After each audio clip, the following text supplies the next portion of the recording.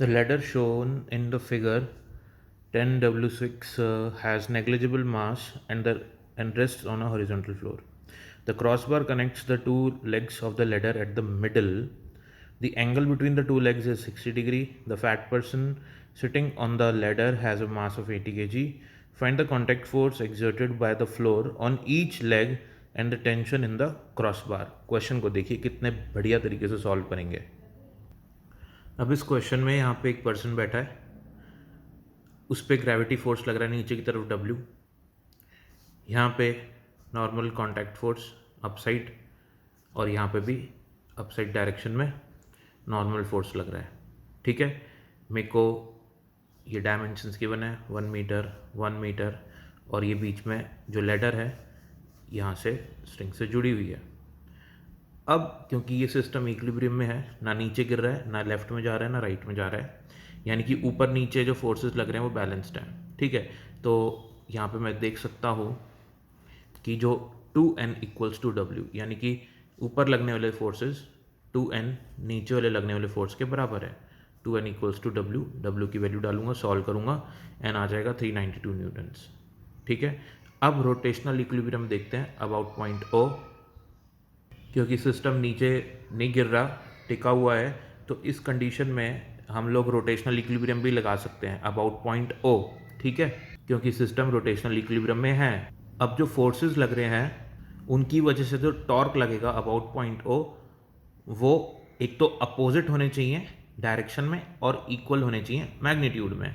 तो दो फोर्सेस हैं, एक ही लैडर को देख के करेंगे। इस लैडर की वजह से इस लैडर पे जो फोर्सेस लग रहे हैं इस पॉइंट के अबाउट देखिए, एक तो फोर्स लग रहा है इधर, ये वाला जो टेंशन फोर्स है ये इसको लैडर को ऐसे घुमाना चाहता है इस पॉइंट के अबाउट, और ये वाला जो फोर्स है नॉर्मल रिएक्शन, ये इसको कुछ ऐसे घुमाना चाहता है। तो आप देख सकते हैं दोनों अपोजिट डायरेक्शन में टॉर्क प्रोड्यूस कर रहे हैं दोनों फोर्सेस। ठीक है, तो जो इनके मैग्नीट्यूड होंगे वो इक्वल होंगे, तभी सिस्टम जो है इक्विलिब्रियम में रहेगा। सेम ये वाला टॉर्क, ये वाला टेंशन फोर्स और ये वाला जो नॉर्मल रिएक्शन है, ये इसके लिए भी हम निकाल सकते हैं, लेकिन हमको सॉल्व करने के लिए इसी वाले पोर्शन को सॉल्व कर लेंगे तो हमारा आंसर आ जाएगा। इसको देखिए क्या करेंगे हम लोग।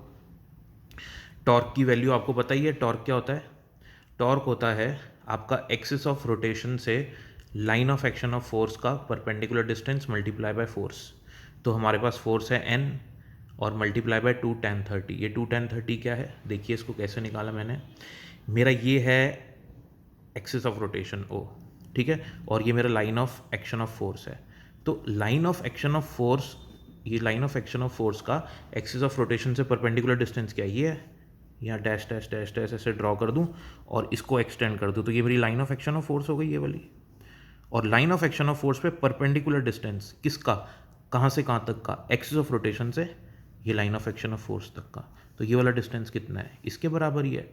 अब ट्रिग्नोमेट्री तो आपको आती ही है, ये एंगल 30 डिग्री है, ये पूरी लेंथ की बना है, तो ये निकल जाएगा ना हमारे पास। तो normal force into this distance ये आ गया। ऐसे ही मैं टेंशन फोर्स के लिए निकाल लूँगा, तो मेरे को इसके अबाउट टॉर्क निकालना है, तो मेरा line of action of force ये है।